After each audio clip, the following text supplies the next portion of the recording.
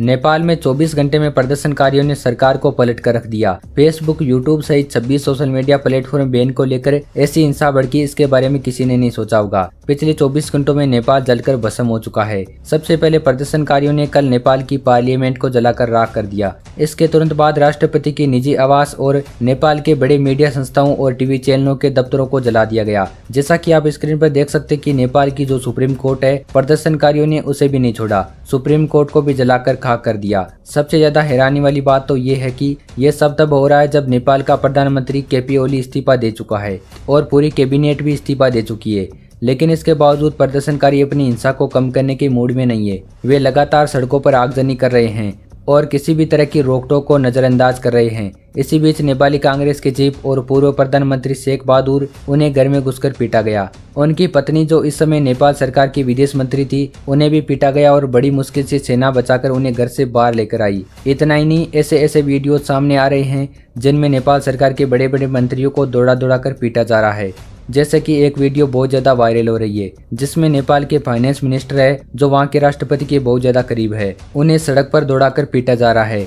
और इस स्थिति को देखकर नेपाल के बाकी लीडर्स भी राजधानी काठमांडू छोड़कर भाग रहे हैं। चाहे वो प्रधानमंत्री केपी ओली शर्मा हो या फिर विपक्ष के नेता, सब राजधानी छोड़कर पहाड़ों में गाँव की तरफ जा रहे हैं। रिपोर्ट्स में यह भी आया कि कई ऐसे नेता है जो पहले भारत विरोधी थे, लेकिन अब वो भारत की सीमा के पास नेपाल की सेना के जो बेस है वहां पर जाकर छुप गए हैं, ताकि अगर वहां भी अटैक हो तो वो भारत में घुस आए। यानी कि अपनी जान बचाने की हर कोशिश कर रहे हैं। और सोचने वाली बात है कि ये सब वहाँ के बड़े बड़े लीडर्स है। स्थिति किस हद तक डरावनी हो गई है, इस बात का अंदाजा लगाइए कि कल दोपहर को नेपाल की सड़कों पर सेना उतारी गई, लेकिन सेना कुछ नहीं कर पा रही है। सेना के जो चीफ है उन्होंने बयान दिया कि लोग हिंसा ना करें। प्रदर्शनकारी कोई किसी की नहीं सुन रहा है। आप ऐसे वीडियो खूब देख रहे होंगे सोशल मीडिया पर, जहाँ पर पुलिस वालों को प्रदर्शनकारी पीट रहे हैं और पास में सेना के जवान खड़े हैं, लेकिन वो कुछ भी नहीं कर पा रहे हैं। यानी कि नेपाल में चारों तरफ कोहराम मचा पड़ा है। लेकिन इस पूरे प्रदर्शन में आपको एक पैटर्न देखने को मिलेगा जो कनेक्ट करता है श्रीलंका और बांग्लादेश के प्रदर्शन से। इनमें कोई लीडर नहीं है और इसे कोई कंट्रोल करने वाला भी नहीं है। जैसे श्रीलंका में हुआ था, वहाँ भी कोई लीडर नहीं था, बस वहाँ लोगों की भीड़ थी जिन्होंने नेताओं के घर फूंक दिए, नेताओं को मारा पीटा। सेम यही बांग्लादेश में हुआ, स्टूडेंट्स की भीड़ थी, उनका कोई लीडर नहीं था। सेम यही चीज़ नेपाल में हो रही है। इस भीड़ का कोई भी लीडर नहीं है इस समय जो इन्हें कंट्रोल कर सके और इन्हें कह सके कि चलो तुम्हारी मांग थी सोशल मीडिया को फिर से चालू कर दो, वो कर दिया गया है, या प्रधानमंत्री ने इस्तीफा दे दिया है, अब शांत हो जाओ। ऐसा करने वाला कोई भी नहीं है।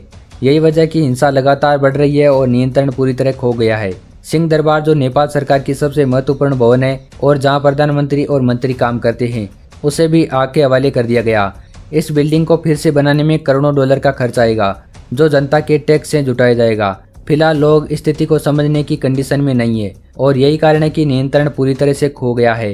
प्रदर्शनकारी सरकारी संपत्ति, मीडिया हाउस और न्यायिक संस्थाओं को निशाना बना रहे हैं। हिंसा का नेतृत्व नहीं है, इसलिए प्रदर्शनकारी बिना किसी रोक टोक के अपनी मांगों और गुस्से को व्यक्त कर रहे हैं। सेना और पुलिस सिर्फ अपनी जान बचाने की कोशिश कर रही है।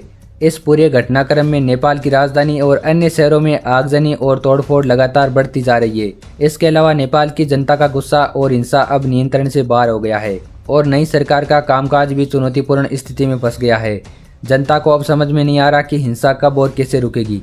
प्रदर्शनकारी आगजनी और हिंसा में लगातार जुटे हैं। सेना और पुलिस की कार्रवाई सीमित है। नेताओं और सरकारी अधिकारियों की सुरक्षा मुश्किल से सुनिश्चित हो पा रही है। हिंसा और अराजकता के बीच नेपाल की राजधानी पूरी तरह से भयावह स्थिति में डूब गई है।